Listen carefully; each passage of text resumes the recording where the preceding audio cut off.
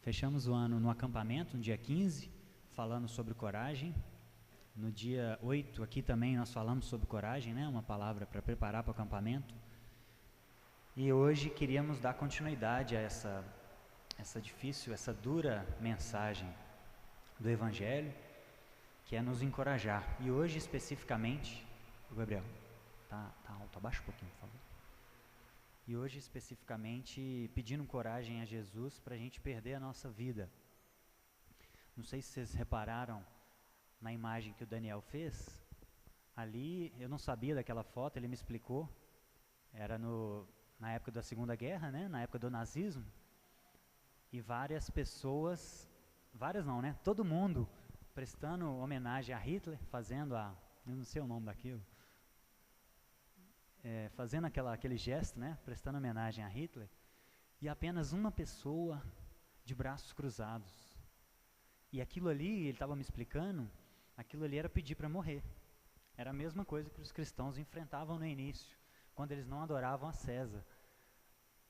Então, e o Evangelho nos convida a isso, nos convida a ter uma coragem a tal ponto de que se a nossa vida estiver em risco, a gente precisa ter coragem de morrer, de fato. E não só fisicamente, mas morrer para todas as áreas da nossa vida. Que Ele domine, que Ele preencha todas as áreas da nossa vida. E no último domingo que eu falei aqui na igreja, antes do acampamento, a gente viu alguns irmãos nossos, pessoas comuns como nós, que foram muito corajosos. Não só nas Escrituras, mas ao longo da história também. Nós vimos Noé, Abraão, José, cada um tiveram o seu momento em que a vida, em que o pai, principalmente, exigiu coragem deles. Exigiu coragem de... Daniel é o exemplo clássico, né? Ele precisou ter coragem de não negar a fé dele, de não abandonar os princípios que ele tinha, só porque tinha um decreto falando que quem orasse a Deus ia ser morto, ia ser jogado na cova dos leões.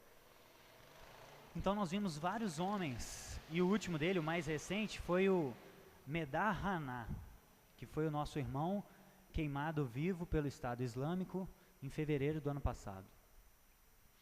Então, se ele negasse Jesus, ele tinha vida aqui na terra. Mas ele foi corajoso a tal ponto de não negar o Evangelho e ser queimado vivo. E nós vimos a foto dele, o quão chocante é isso. E isso para nós, irmãos, para nós cristãos, para nós que temos as Escrituras como fundamento de fé e de vida, isso é um testemunho estarrecedor para nós. Isso é muito grandioso para nós. Porém, a gente vive numa cultura que enxerga a fé cristã, que enxerga todos os nossos valores como coisas para fracos, para medrosos. E o exemplo clássico disso é um filósofo chamado Nietzsche. Não sei quem conhece, Friedrich Nietzsche. Foi um filósofo do século XIX, era ateu e um ferrenho crítico da fé cristã. E ele foi um marco na modernidade porque ele foi um dos primeiros a ser mais claro na crítica dele contra o cristianismo. E ele disse o seguinte, vou ler algumas coisas que ele falou, só para a gente entender qual cultura que nós estamos inseridos. Ele falou o seguinte: já por tempo demais, o homem considerou as suas propensões naturais como um olhar ruim, de tal modo que elas são vistas como má consciência. Porém, uma tentativa inversa é possível, mas quem é forte o bastante para isso? Isso ele falou lá no livro dele, que chama Genealogia da Moral. O que Nietzsche está querendo dizer aqui, irmãos? O homem, em especial o cristianismo, ele fala abertamente contra o cristianismo. Os cristãos, vamos ser mais abertos, ele fala, os cristãos, por muito tempo, consideraram as suas propensões naturais como algo ruim. A sua vontade de fazer sexo com todo mundo, a sua vontade de oprimir outros povos, de dominar, a sua vontade de ter muito dinheiro, a sua vontade de fazer o que você quiser. Os cristãos consideram essas coisas como ruins. Porém, é possível inverter as coisas. Os homens têm que ser criadores de valores, ele falava. Nós temos que criar os nossos valores. A gente não tem que estar preso a valores dados por Deus a nós. Nós temos que inventar os nossos valores. É isso que Nietzsche está falando. É algo totalmente inverso ao que Jesus falava. Em outro livro ele disse o seguinte: como é possível a negação da nossa vontade? Como é possível o homem santo? Em um outro trecho ele fala o seguinte: com isso eu chego ao meu veredito contra o cristianismo. Eu condeno o cristianismo e instauro contra a igreja cristã a mais terrível das acusações, de uma vez por todas. Para mim, ela é a maior corrupção imaginável. Ela teve a vontade até para a última das corrupções possíveis. A igreja cristã não deixou nada intacto com a sua depravação. Olha só como ele inverte as coisas. Ele chama tudo aquilo que nós consideramos como sagrado, como santo, o amor, a igualdade entre as pessoas, como uma depravação. E o cristianismo faz de cada valor um desvalor, de cada verdade uma mentira, de cada retidão uma vileza da alma. A igualdade das almas perante Deus, essa falsidade, esse pretexto para os rancores de todos os que tinham intenções ruins dentro de si, esse explosivo conceitual que transformou em revolução, ideia moderna e princípio de declínio de toda a ordem social. Irmãos, esse aqui é o livro dele que ele chama de Anticristo. Nietzsche foi de fato um anticristo. Ele condenou a fé cristã de forma explícita. Ele falou o seguinte: gente, vamos ser sinceros, as vontades que saem de dentro de nós é tudo o contrário que os cristãos estão negando. Então vamos dar vazão a essas coisas, vamos dominar outros povos. Segundo Nietzsche, existem povos que são criados para serem dominados de fato. Segundo ele, a igualdade entre as pessoas é uma falsidade. Ele inverte as coisas totalmente. Então, para ele, as pessoas que vivem negando as suas inclinações naturais são fracas, não têm coragem de ser quem elas são de fato, para ele, né? Só que nós sabemos que as nossas inclinações são corrompidas. Ele não entendia isso, ele não acreditava nisso.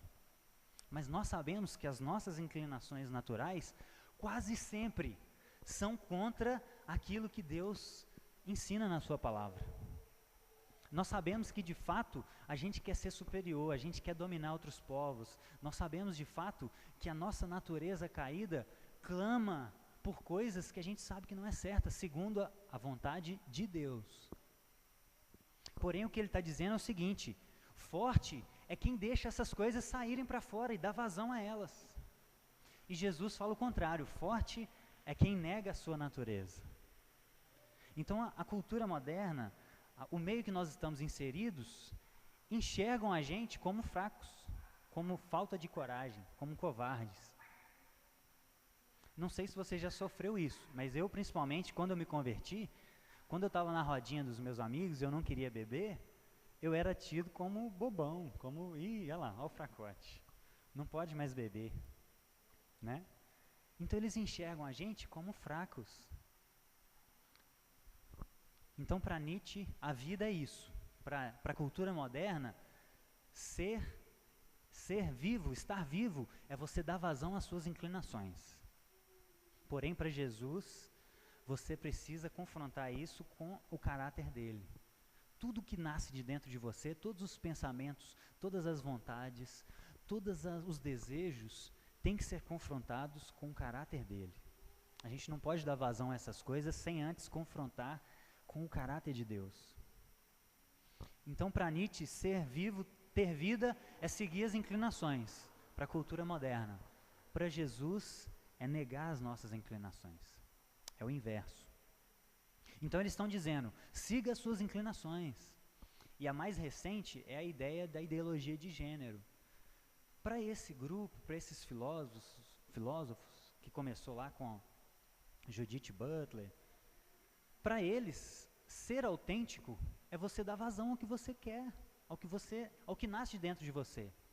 Se você é homem e tem inclinação por homem, seja autêntico, dá vazão a isso. Mas para Jesus não. Se você é homem e tem inclinações sexuais por outro homem, se você sabe que eu não aprovo isso, negue a si mesmo. Precisamos negar. Então é um discurso contraditório. Vocês estão percebendo? O que a cultura vigente fala, o que a cultura moderna prega, e isso não é só em discurso na televisão, não. Isso está implícito em vários momentos, em propagandas, isso está implícito nos outdoors, isso está implícito em tudo, meus irmãos. Isso está implícito em tudo. E aí eu queria que a gente confrontasse esse pensamento com o Evangelho de Jesus. Está lá em Marcos capítulo 8. Marcos capítulo 8, versículo 34. Marcos 8, 34.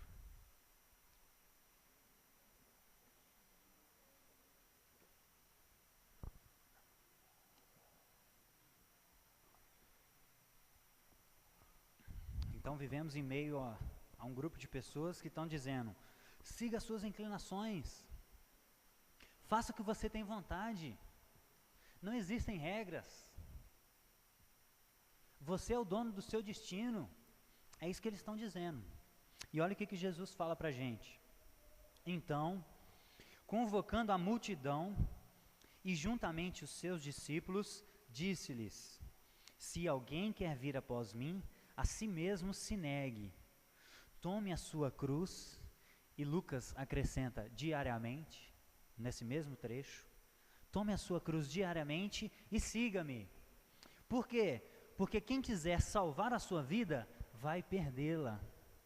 E quem perder a sua vida por causa de mim e do Evangelho, salvá-la-á. Porque de que adianta o homem ganhar o mundo inteiro e perder a sua alma? Irmãos, isso é o Evangelho. O Evangelho é perder. O Evangelho não é ganhar. E nós vivemos, agora indo dentro da cultura eclesiástica, dentro das igrejas, infelizmente nós estamos infestados com um Evangelho que fala que tudo é ganhar. É o Evangelho da prosperidade. Tudo é ganhar. Eu entrei recentemente em alguns grupos no Facebook de cristãos. Eu gosto muito de entrar em grupos de ateus, mas agora eu estou entrando em grupos de cristãos também. Irmãos, ai, que coisa, é até difícil falar. De cada 10 posts, tudo é assim: Deus está me falando que você vai ter vitória, amém? Aí 500 pessoas, amém, amém, amém, amém, amém. E Deus está me falando que aquela promessa vai vir, amém? E aí 1000 pessoas curtem e 500 falam amém, amém, amém. É só isso. O Evangelho para eles é só isso, é só ganhar, é só ganhar, é só ganhar. E o Evangelho quase sempre é perder. Em especial a nossa vida inteira, tudo que nós somos, cada espaço que há entre nós, tem que ser perdido, tem que ser morto para Ele, para a gente viver para Ele. Então essa é a mensagem do Evangelho, é morte. E Jesus vai de encontro ao que Nietzsche fala, por quê? E por que Jesus está certo? O que Nietzsche está falando? Você é forte se você fazer o que todo mundo faz. Você é forte se você seguir as suas inclinações. E o que Jesus está falando é o contrário. Você é forte e corajoso se você negar suas inclinações. E quem está com a razão? Jesus. Por quê? O que é mais fácil? Você nadar a favor da correnteza ou contra a correnteza? Nadar a favor é muito mais fácil. E a favor do fluxo é muito mais fácil. Seguir as suas inclinações é muito mais fácil. O difícil, coisa para corajoso, coisa para pessoas de um outro nível, é você negar as suas vontades, é você negar a sua natureza, é você nadar contra a corrente. Isso é difícil. Isso de fato é coisa para corajoso. Então o que Nietzsche está falando não faz sentido nenhum. Nadar a favor da correnteza é muito mais fácil. O difícil é a nossa caminhada, de negar diariamente, né? Diariamente tomar a nossa cruz, negar as nossas vontades e seguir Jesus. Isso é difícil. Isso é coisa para gente corajosa. Isso é coisa para gente de um outro calibre. E é por isso que Jesus falou que a porta é estreita, porque nem todos são corajosos para se entregar a um Deus desse nível. Nem todos são corajosos. Por isso que, infelizmente, poucos serão salvos. E essa força, meus irmãos, ela não vem de nós. Como Jesus disse em João 15, nós não podemos fazer nada sem Ele. Essa força não vem do nosso braço. Não somos nós que pela nossa força conseguimos vencer. Não, nós nos abrimos para Ele fazer o trabalho em nós, para que Ele conclua aquilo que Ele começou e aquilo que Ele vai cumprir. Então essa força não vem de nós. Nós precisamos ter coragem, o mínimo de coragem, para nos abrir a Ele e entregar nossa vida para Ele. E diariamente deixar que Ele trabalhe em nós, que Ele nos ajude a negar as nossas inclinações. Então, irmãos, mentir é o natural. Falar mentira é o que todo mundo faz. Difícil, corajoso. Falar aquela mentirinha que a gente acha que às vezes não tem problema, é o natural, é nadar a favor da correnteza. Mas nós precisamos ser pessoas de coragem para nadar contra a correnteza. E certa vez, uma pessoa tinha batido no meu carro, num manifesto que a gente fez na casa do Júlio, arrancaram meu retrovisor, e alguém anotou a placa do caminhão para mim, e chamou lá, olha, bateram nesse carro aqui, toma a placa do caminhão que bateu. E aí eu entrei no Pequenas Causas para tentar ressarcimento desse valor, que eu tinha arrumado o carro. Porque a pessoa nem parou para prestar socorro, arrancou o retrovisor, arranhou a lateral do meu carro e foi embora. E aí um dia tinha audiência lá no Pequenas Causas, e eu esqueci da audiência. E a audiência era 5 horas, eu me lembrei, era umas 5:30, e o fórum fechava às 6 horas, se eu não me engano. Fui correndo para lá para tentar ver se eles tinham atrasado. Cheguei lá, a audiência já tinha sido cancelada. E eu sabia que quem faltasse na audiência pagaria as custas processuais. E eu tinha esquecido. E aí eu cheguei na mesinha lá, da moça que já estava fechando, falei, olha, eu tinha uma audiência agora, só que eu não pude vir. Então, como é que funciona? Vai ter outra audiência? Ela falou, não, se você que deu abertura ao processo não veio, o processo está encerrado. Eu falei, tudo bem. Ela falou o seguinte, então tem a questão das custas processuais. Mas tem um porém, você vai pagar as custas processuais, mas depende da justificativa da sua falta. Se você tiver faltado, eu estava de uniforme, eu estava trabalhando. Se você tiver faltado por questões de trabalho, você fica isento de pagar as custas processuais. E aí, o evangelho, aí em questão de 1 milésimo de segundos, vem aquela coisa, eu minto, eu estava de uniforme, elas poderiam acreditar, eu minto e me livro do processo, de pagar o preço, né, do meu esquecimento, ou eu falo a verdade e pago o preço. E aí, pela misericórdia de Deus, eu falei a verdade. Falei, olha, mas eu não posso mentir, eu esqueci da audiência. E aí a moça, não, tudo bem, vou fazer aqui todo o procedimento. Só que quando eu falei isso, a juíza estava passando atrás de mim. E aí a juíza parou e falou, seu fulana, mas ele falou a verdade. Então vamos considerar aí, pode colocar o meu nome e isenta ele das custas do processo. Então, irmãos, esse foi um fim feliz para mim, né? Eu não precisei pagar. Deus, graças a Deus, me livrou dessa vergonha de eu ter esquecido uma audiência.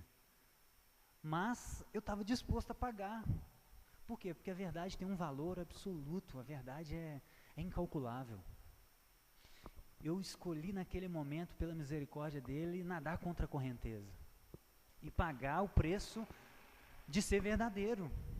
E é isso que nós precisamos, é isso que o mundo precisa. O mundo precisa de pessoas com esse nível de coragem. Se você esbarra no carro, se você está estacionando e esbarra no carro do outro, deixa o seu telefone. E aí uma outra vez também, eu estacionando a moto, minha moto tombou, eu derrubei a moto que estava do meu lado, quebrou o retrovisor. E aí mais uma vez, né, vem aquela coisa, não, mas não tem ninguém vendo, o que eu faço aqui, né? E aí mais uma vez, pela misericórdia de Deus, peguei um papel, anotei meu nome e deixei na moto. E fui fazer minhas coisas. E eu fiquei 1 hora fora, e daí a pouco meu telefone toca num número diferente. Eu falei, deve ser a pessoa. E aí eu atendi a pessoa, ela falou, você que é o Bruno? Sou. Nossa, rapaz, eu tô aqui na minha moto, acho que você derrubou minha moto, né? Eu tô aqui pertinho, tô indo aí. Cheguei lá, irmãos, o cara falou assim, rapaz, mas como assim você deixou o nome aqui? Ninguém faz isso, já derrubaram minha moto várias vezes, ninguém fez isso, como assim? Eu falei, cara, mas é seu certo, né? Então como é que vai ser aí? O que você quer fazer? Ele, não, rapaz, eu estou impressionado. Não, faz o seguinte, me dá R$10 aí, tá bom. Me dá R$10. Só. Irmãos, o óbvio choca as pessoas. Por quê? Porque a gente vive numa cultura em que todo mundo nada a favor da corrente. E aí quando alguém se dispõe a nadar contra a corrente, isso é chocante. Isso é um cúmulo para nós. A gente precisa mudar essa realidade. A gente precisa, a partir de nós, ser pessoas que estão dispostas a nadar contra a corrente, e isso tem que incentivar as pessoas. Talvez ele na próxima, se ele não fizesse isso, quando ele derrubar uma próxima moto, ele vai deixar o nome, e aí vai, e a coisa vai pegando. É isso que nós precisamos. E existem muitas outras coisas. Se embriagar, para os adolescentes, né? Eu, quando era adolescente, estava na festinha, embriagar é o natural. Beber era a coisa natural. Agora, corajoso é aquele que se dispõe a ser caçoado, a ser chamado de bobão, de careta, de cafona, mas por causa de um princípio, de nadar contra a corrente, de não ir o que a maioria está fazendo, de não fazer as coisas que a maioria está fazendo. Odiar, meus irmãos, é o natural. Se alguém te fere, o natural é nós ferirmos de volta. O natural é a gente querer o mal para essa pessoa. Agora, pessoas de coragem são aquelas que estão dispostas a engolir esse ódio, que é difícil, não é fácil não. E a orar por aquela pessoa. Imagina, esses dias eu vendo um vídeo de uma mãe que perdoou o assassino do filho dela. Você já viu? E a mãe, eles filmaram isso, os repórteres, né? A mãe pega o assassino e fala assim, olha para mim, meu filho, eu sou cristã. E você vê que dentro dela tem algo cortando dentro dela, porque não é fácil. A natureza está indo para o ódio. Mas ela foi corajosa a tal ponto de falar assim, olha para mim, fulano, você tirou meu filho, mas eu te perdoo, e chorando, eu te perdoo, eu oro por você todos os dias, ele era uma boa pessoa, você tirou meu filho de mim, eu nunca mais vou ver ele, mas eu te perdoo em nome de Jesus. Gente, isso é coisa de corajoso demais, isso é coisa para pessoas de um outro calibre, é esse tipo de pessoas que a gente precisa ser. Fazer gato, sonegar imposto, isso tudo é o brasileiro indo a favor da corrente. Mas nós precisamos nadar contra a corrente. Cobrar preços justos. Se você presta serviço, ou se você tem um comércio, a correnteza está falando o quê? Cara, extorque. Sonega imposto. Aí tem aquele papo, né? Se você não sonegar, você não sobrevive. Será? Será que a gente não sobrevive? Ou será que a gente não alcança o padrão que a gente quer de vida? Se o próprio Deus falou que cuida da gente, será que o mínimo que a gente não tem que fazer, como um empreendedor do reino, como um prestador de serviço do reino, não é cobrar um preço justo pelo nosso trabalho e confiar que ele supre as nossas necessidades? Será que a gente precisa entrar nessa onda de sonegar imposto, de cobrar valores excessivos por um serviço? Será?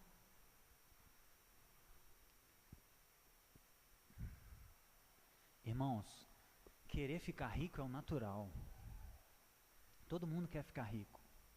Quem não quer? Quem não tem essa natureza inclinando para isso? Quem não tem? Agora, corajoso mesmo são aquelas pessoas como Zaqueu, que encontrou com Jesus, olhou para Jesus e falou assim, cara, isso que eu vivo aqui não tem nada a ver. Jesus, eu estou doando metade do que eu tenho para os pobres. E mais, Jesus, se eu defraudei alguém porque ele era cobrador de imposto, e os cobradores de impostos pegavam dinheiro por fora, é a mesma coisa de um fiscal da Receita chegar na sua empresa e falar assim, olha, a multa do Estado é essa, e você precisa me pagar mais R$500 por fora, para eu não te denunciar. Isso era o que os cobradores de impostos faziam. E por isso eles eram tão odiados pelos judeus. Porque os judeus já eram oprimidos por Roma, e os cobradores de impostos ainda pegavam um extra para eles. Por isso que eles eram ricos, por isso que Zaqueu era rico. Mas quando ele encontra Jesus, e quando ele ouve a mensagem da cruz, e quando ele ouve a mensagem, negue a si mesmo, Zaqueu, toma a sua cruz, cara. Olha o que você está fazendo da sua vida, olha o quanto de gente necessitada, e você vivendo no luxo, Zaqueu, como assim, cara? E aí ele olha para Jesus e fala assim, Jesus, isso não tem sentido mesmo. Isso não é coisa, não é tempo, né? Como Deus disse lá em Ageu, no tempo das invasões de Babilônia, não é tempo de morar em casas de fino acabamento. Por quê? Porque tem muita gente passando necessidade. Como é que eu vou viver em casas de fino acabamento se tem irmãos com necessidade? Não faz sentido. Faz muito mais sentido eu ter uma vida digna, com dignidade, e ajudar outras pessoas a terem dignidade também. É por isso que, assim como Zaqueu, o senhor Quaker, aquele dono daquela empresa, da Quaker, chegou a ofertar 70% do lucro da empresa dele. É por isso, porque ele conhecia o Cristo e ele sabia o que era justiça na terra. Ele sabia que um dia Jesus ia voltar e não ia haver mais fome, mais tristeza, mais choro, mais lágrima. Aí sim, todos poderemos desfrutar do máximo possível. Porém, meus irmãos, agora, antes de Jesus voltar, não é tempo de viver em casas de fino acabamento. Não é tempo, porque existe miséria, existe fome. A gente não precisa ir longe, não. Ao nosso redor existe isso. Então, quando a gente começa a trabalhar, e aí o nosso salário aumenta, e aí a gente muda de padrão de vida um pouquinho, e aí a gente procura um emprego que ganha mais, e aí a gente já vê que consegue bancar um outro padrão de vida, aí a gente já muda de casa, uma casa de fino acabamento, um carro de fino acabamento. Só que o nosso coração quer mais, nós queremos sempre mais. E aí nós começamos a entrar num ciclo vicioso. Quando a gente sobe de padrão, o IPVA aumenta, o IPTU aumenta, a gente precisa trabalhar mais para manter, o nosso custo mensal já muda, o pneu do carro já é mais caro, o IPVA da casa, o IPTU da casa já é mais caro, e a gente entra num ciclo ininterrupto, e chega uma hora que a pessoa precisa se matar de trabalhar, não é para se sustentar, é para manter aquilo que ela mesma criou, o império que ela criou. Então, meus irmãos, o reino de Deus precisa de pessoas que nadam contra a corrente, que fazem como Zaqueu, que fazem como o senhor Quaker, que se contentam. Vamos abrir lá em 1 Timóteo capítulo 6. 1 Timóteo capítulo 6. Precisamos de pessoas que nadam contra a corrente, que nadam contra essa ordem vigente no nosso planeta, de ganância. Versículo 8. Versículo 7. 1 Timóteo 6, 7. Porque nada temos trazido para o mundo, nem coisa alguma podemos levar. Tendo sustento e com que nos vestir, estejamos contentes. Ora, os que querem ficar ricos, caem em tentação e cilada, e em muitas concupiscências insensatas e perniciosas, as quais afogam os homens da ruína e perdição. Por quê? Por que as pessoas caem em ruína e perdição? Porque querem ficar ricas. Porque o amor do dinheiro é a raiz de todos os males. E algumas pessoas nessa cobiça se desviaram da fé, e a si mesmos se atormentaram com dores. Irmãos, isso é muito claro. Muitas pessoas se atormentam, começam a viver padrões de vida cada vez mais altos e começam a se atormentar. porque precisa manter aquele estilo de vida. Gente, a vida com o Evangelho é muito mais simples. Se a gente tem o básico, se a gente tem o digno para ter uma vida justa, a gente vive com a paz que excede todo o entendimento. A gente não se atormenta no trabalho, a gente não precisa se matar de trabalhar. E se Deus, pela misericórdia dele, começa a nos conceder mais recursos, a gente faz como Jesus falou: faça amigos, use o dinheiro desse mundo ímpio para fazer amigos. Então o cristão, meus irmãos, ele deve ser como uma forma de gelo. Vocês já viram aquela forma de gelo? Você vai enchendo uma forminha, chega uma hora que ela está cheia, começa a transbordar para as laterais. É isso que são pessoas que nadam contra a correnteza. Isso são pessoas corajosas. E, irmãos, isso é um duro discurso para nós. É difícil demais. Isso a gente precisa, como o Lucas falou, tomar a nossa cruz diariamente, porque diariamente nós somos tentados por essa cultura. Siga suas inclinações, seja rico. As propagandas na televisão mostram: cara, faça o seu pé de meia, junte o máximo de dinheiro que você puder para você ter uma aposentadoria gorda e fazer igual aquele rico insensato da parábola: vou comer, beber e me regozijar. É isso que a cultura vigente está falando. Mas o que o Evangelho nos fala é: contente-se. Cara, tenha uma vida digna, tenha o sustento, tenha coisas que suprem as suas necessidades e se contente com isso. E se eu oferecer mais recursos na sua mão, usa isso para fazer amigos. Olha a sua volta. Olha dentro da sua comunidade. Não precisamos ir muito longe. Olha aqui para dentro. Então, meus irmãos, precisamos de pessoas corajosas para negar a si mesmo e entregar a sua vida a Cristo. Se você nunca falou com a sua boca, de forma audível, que Jesus é o Senhor da sua vida, que você confessa Ele como seu Salvador, como Paulo fala, você precisa ser corajoso para isso. Porque se você quiser ganhar a sua vida, você vai perder. E para você ganhar a vida com V maiúsculo, vida de fato, você precisa morrer. Então tenha coragem de entregar a sua vida para Jesus. E se você já entregou a sua vida para Ele, já caminha com Ele, só que está numa caminhada de ovelha. O que é ovelha? Ovelha é aquela pessoa que conhece Jesus, mas não está disposta a morrer por Ele. A ovelha é aquela pessoa que entregou a sua vida para Cristo, mas ela está igual aquele soldado que fica só atrás de todo mundo para não sofrer, para não tomar tiro. Ela vai só na... E, irmãos, Jesus ele não nos chamou para ser ovelhas eternamente. Ele chama todas as pessoas.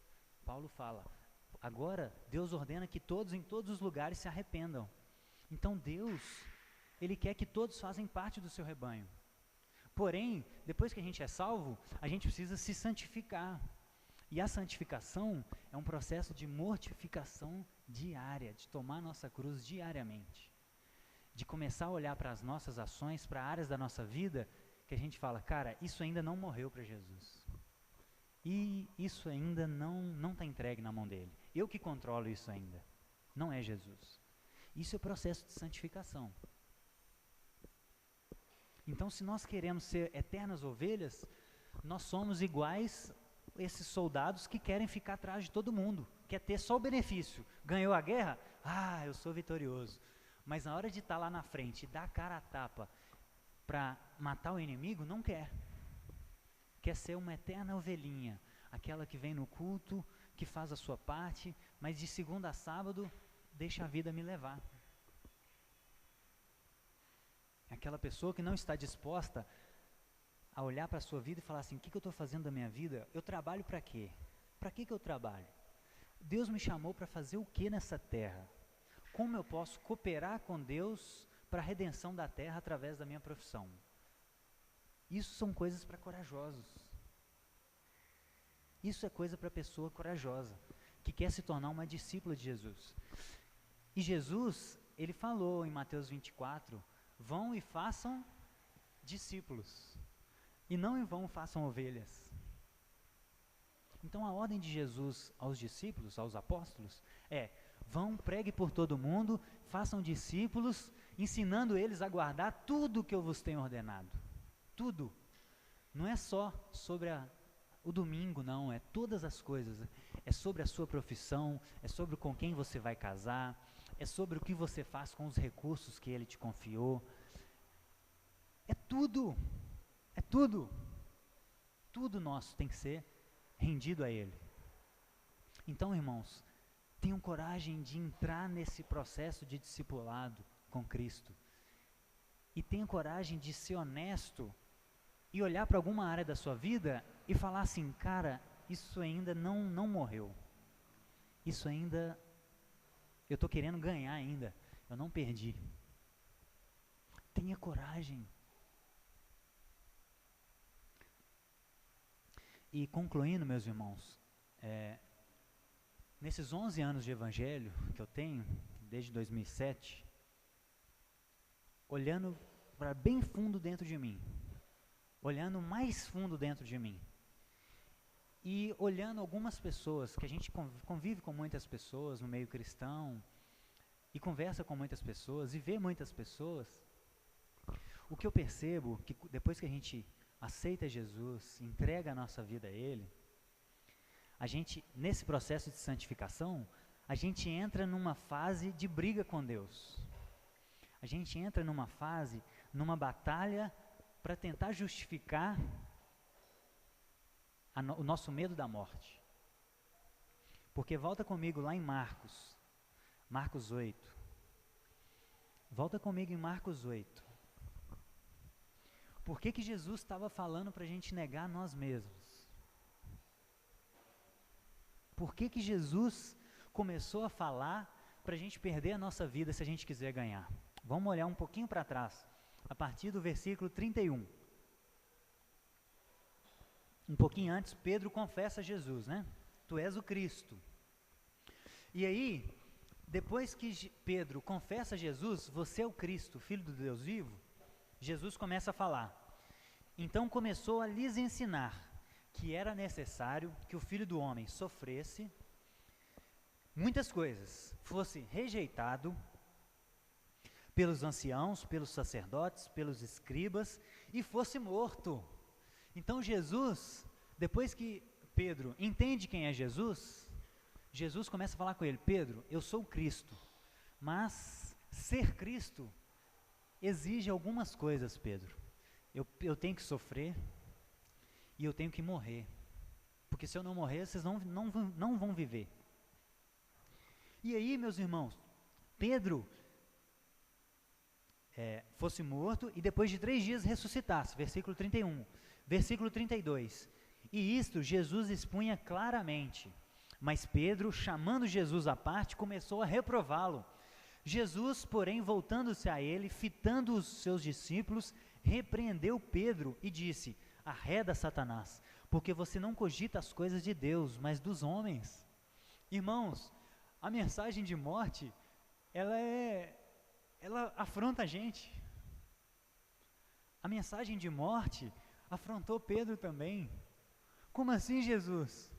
Nós estamos te esperando para você, nós estamos esperando o Messias, tem milênios que nós estamos esperando o Messias, para ele derrotar Roma e a gente vencer, ser vencedor. E aí Jesus fala: cara, nossa, não é assim, eu tenho que morrer, Pedro. E aí Pedro se escandaliza: como assim, Jesus? A vida não é um Messias que vai vir reinar em terra e vai subjugar Roma para a gente vencer? Não, Pedro, você só vai ganhar se você morrer, cara. Como assim, Jesus? É isso, irmãos. Pedro, assim como nós, depois que a gente conhece a Cristo, a gente entra num processo de tentar justificar o nosso medo de morrer.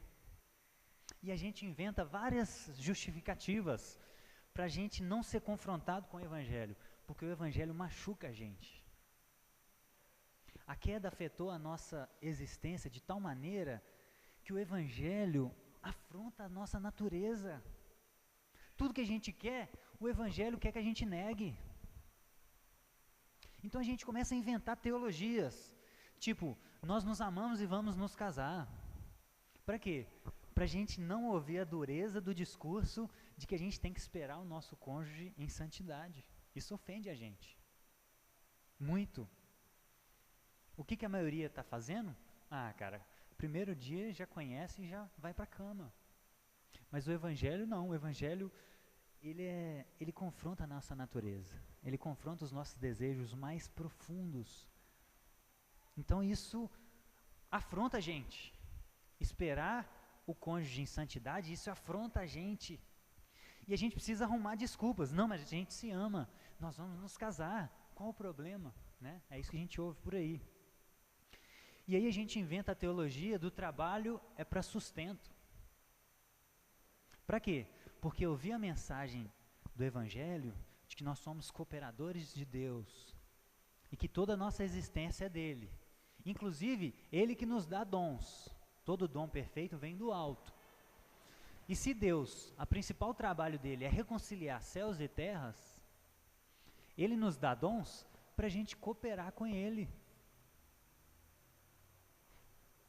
Só que às vezes os nossos dons não suprem as nossas expectativas. E às vezes os nossos dons não nos dão o status que a gente quer. Às vezes os nossos dons não vão dar o estilo de vida que a gente quer.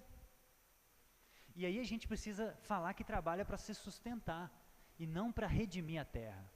Porque trabalha para isso, é para a gente redimir a terra. Sustento, Jesus já falou lá em Mateus 6.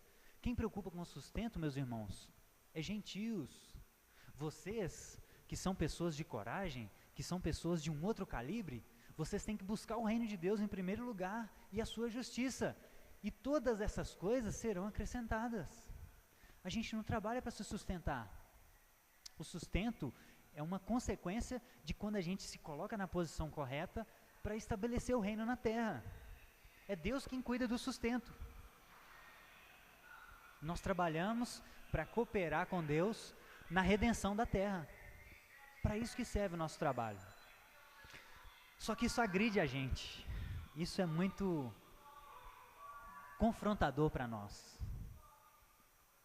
E quando eu ouvi essa mensagem a primeira vez, em 2012, lá na casa do Júlio ainda, eu entrei em parafuso. Eu falei, cara, eu nunca ouvi isso, que negócio é esse?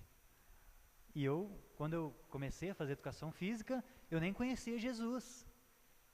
Eu segui o desejo pelo eterno, que já estava dentro de mim, lá em Eclesiastes 3:11. Mas não foi uma decisão consciente. Eu segui a revelação natural. Eu não conhecia Jesus de forma especial. E aí eu entrei em parafuso. Eu falei, Deus, o que eu estou fazendo na minha vida? Eu comecei a fazer educação física, eu nem te consultei, eu nem te conhecia. E aí entrei num processo de oração, de busca. E a minha oração a princípio era igual a de Pedro. Jesus, não deixa eu morrer não, Jesus, não faz eu morrer não. Abençoa a educação física. É tão legal, olha as pessoas saudáveis. Abençoa, Jesus. Eu gosto tanto do que eu faço. Não deixa eu morrer não, Jesus. Eu não quero morrer. O meu ser interior caído clamava para eu não morrer. Eu queria ter o controle ainda da minha vida. E aí, depois, uns 3 meses eu fiquei orando e Deus não me falava nada. Calado. Um dia eu voltando da academia na moto, passando debaixo do túnel, eu não esqueço disso, eu fiz uma oração, falei assim, Jesus, eu me rendo, eu entrego a minha vida, eu morro para mim mesmo. Se o Senhor quiser que eu faça qualquer outra coisa, que eu comece a outra faculdade do zero, que não seja nada do que eu penso, eu estou disposto, Jesus, mas eu quero é fazer a Tua vontade. Irmãos, naquele momento, Ele trouxe à memória algumas perguntas que eu tinha feito lá na época do vestibular, que me responderam claramente, você está na posição correta. Mas Ele só falou isso depois que eu me dispus a morrer. Ele não falou enquanto eu estava falando igual Pedro. Que isso, Jesus? Como é que o Senhor vai fazer eu negar a educação física? Como assim? Eu não posso morrer para mim mesmo. eu tenho que tomar conta da minha vida. Ele não falou enquanto eu não abri mão. Então, meus irmãos, a gente inventa muitas desculpas para não morrer. A gente inventa muitas, inclusive teologias, porque a gente é crente, né? Então a gente tem que inventar nossa desculpa gospel, né? Como Saul fez. Foi ganancioso, Deus falou para ele matar tudo, matar todas as pessoas, matar todos os animais. Ele foi lá, preservou os melhores da terra. E aí quando Samuel confrontou ele, qual foi a desculpa gospel dele? Não, Samuel, isso é para sacrificar a Deus, né? Irmãos, a queda, ela afetou a nossa natureza de tal maneira que a gente engana nós mesmos. Então esteja atento a isso, você quer se enganar. Existe uma Ellen, existe uma Jaque caída dentro de nós, que está em processo de redenção. Em alguns momentos, esse Bruno impostor, ele quer enganar o Bruno de verdade, o Bruno criado à imagem de Deus. E a gente precisa estar atento a isso. E é por isso que a gente precisa estar conectado na videira. Por isso que a gente precisa estar lendo a Bíblia, meus irmãos, frequentemente. Por isso que a gente está em comunhão com os irmãos frequentemente. Porque são nessas coisas que Deus fala conosco. Se a gente abandona a igreja, se a gente não lê mais a Bíblia, se a gente não ora mais, a voz de Deus começa a ficar longe. E aí você vai começar a ouvir só a voz das suas inclinações naturais. Então, meus irmãos, precisamos permanecer em devoção, precisamos permanecer unidos, precisamos permanecer conectados em Cristo, para que a gente consiga perceber, inclusive, quando nós estamos querendo enganar nós mesmos, porque isso acontece. Eu já me peguei dando desculpa para mim mesmo,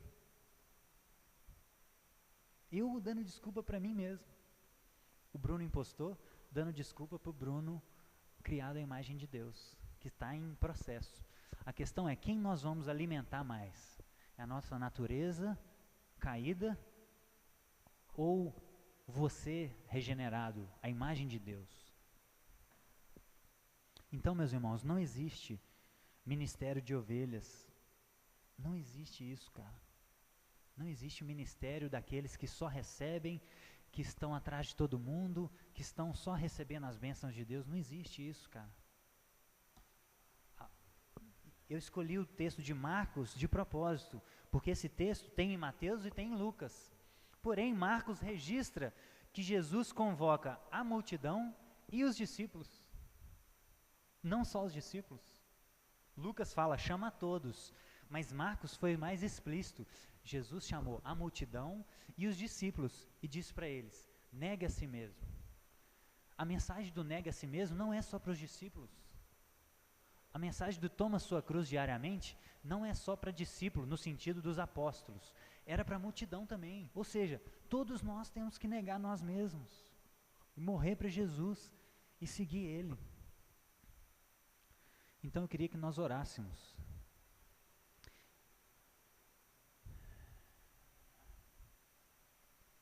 Para que sejamos pessoas corajosas.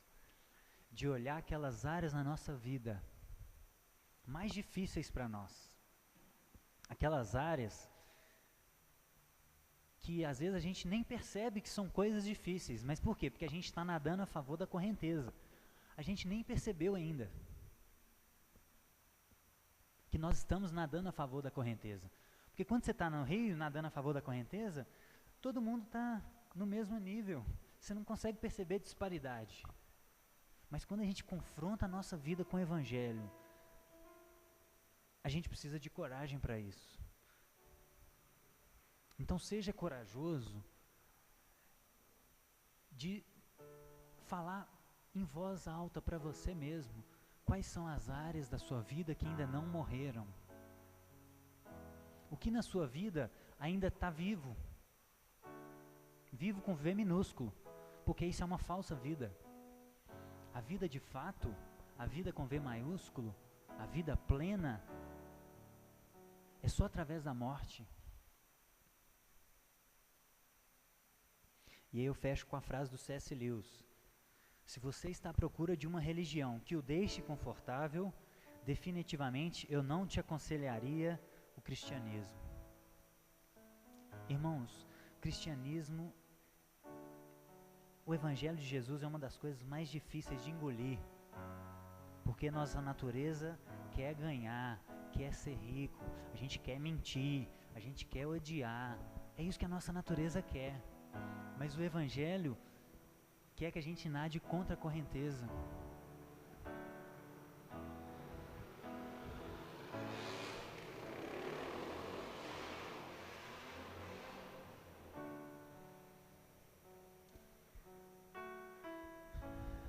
Ô Paizinho, ô Deus,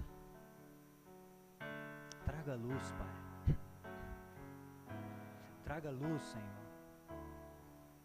ilumina, Jesus, as trevas da nossa vida. Pai, nos dê coragem de ser honestos, nos dê coragem de pelo menos admitir que a gente não quer ouvir o Teu Evangelho, que tudo que o Senhor fala é absurdo para a nossa natureza. Nos dê coragem para isso, Pai. E também nos dê coragem de querer mudar, Jesus. De querer entrar num processo de morte diária, tomar a cruz diariamente.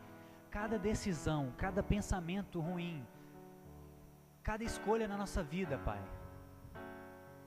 Escolher a nossa profissão, escolher o nosso cônjuge, escolher como nós vamos administrar os recursos que o Senhor nos dá, Pai. Escolher quantos filhos nós vamos ter, se é que de fato a gente quer ter filho. Jesus, toma todos os espaços, Paizinho. Nos ajuda a morrer, Pai. No fundo nós queremos é viver, nós queremos é ganhar, mas o Teu Evangelho fala pra gente morrer, perder, e ofertar, e doar, e entregar, e matar tudo aquilo que não provém do Senhor em nós. E nós só conseguimos fazer isso, Paizinho, pelo Senhor, porque nós não temos força para nadar contra a correnteza por nós mesmos, mas nós queremos, Jesus, nós nos dispomos a receber força do Senhor, porque quando nós reconhecemos a nossa fraqueza, aí é que nós somos fortes, porque quando estamos fracos, aí é que nós somos fortes, porque é o Senhor que nos fortalece, não é a gente.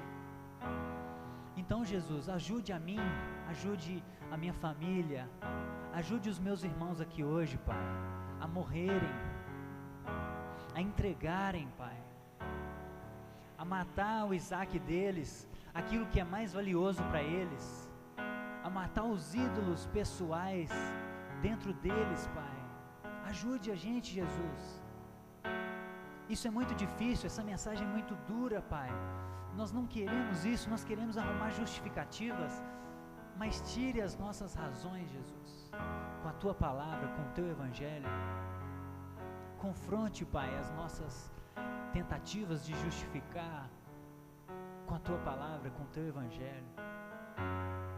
Por favor, Espírito Santo, se a gente não consegue enxergar ainda de tamanhas trevas que algumas áreas da nossa vida estão, joga luz, Pai, intercede por nós, mesmo se a gente não souber orar, mesmo se a gente não souber o que falar, intercede por nós, Espírito Santo, intercede por nós, traga a nossa memória, nos relembre, nos mostre os traumas, tudo aquilo que nós vivemos, que nos fez criar ídolos e que a gente não quer matar esse ídolo, Pai. Nos ajuda, traga a luz. Em nome de Jesus, Pai, nós oramos também não só por nós que estamos aqui, mas por toda a nossa comunidade que não está aqui hoje. Oramos pelas pessoas que não estão aqui hoje, Pai, da nossa comunidade. E oramos também, Jesus, por toda a sua igreja espalhada ao longo da terra. Pai, nos ajuda a ser diferente, nos ajuda a ter coragem para ser diferente, para não se importar com sofrimento, para não se importar com zombaria, para não se importar com o que as pessoas vão falar. Ô Jesus, a gente não quer saber o que as pessoas vão falar, a gente quer saber o que o Senhor vai falar. A gente não quer abraçar um evangelho da Disneylândia, Pai, um evangelho que só promete coisa boa, porque a gente sabe que a Tua palavra nos exorta, as coisas não serão fáceis. Vocês serão odiados por todos por minha causa, mas aquele que perseverar até o fim será salvo. É necessário que passemos por muitas tribulações para entrarmos no reino de Deus, pois a vocês foi dado o privilégio de não apenas crer, mas também de sofrer por Ele. De fato, todos os que desejam viver piedosamente em Cristo serão perseguidos. Esse é o Evangelho. Não se surpreendam com o fogo que surge entre vocês, para os provar, como se algo estranho estivesse acontecendo. Mas não, se alegrem à medida que vocês participam do sofrimento de Cristo. Pai, esse é o Evangelho. Isso é o que o Senhor fala na sua palavra para nós. Sofrimentos virão, mas também o Senhor fala: eu considero que os nossos sofrimentos atuais não podem ser comparados com a glória que em nós será revelada.